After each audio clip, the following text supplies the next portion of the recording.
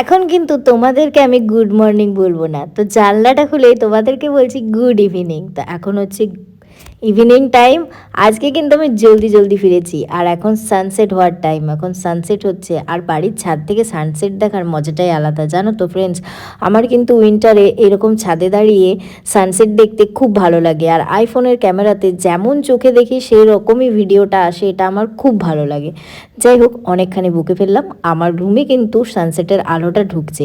আগের বছরই আমার এই সৌভাগ্যটা হয়েছিল এখানে এই ছাদে দাঁড়িয়ে দাঁড়িয়ে সানসেট দেখার। এই বছর এই হলো, মানে আমি তো ধরো সেই সন্ধেবেলায় ফিরি, তারপর সানসেটই আর কোথায় দেখবো বলো। তো যাই হোক, আজকে সেটা হলো।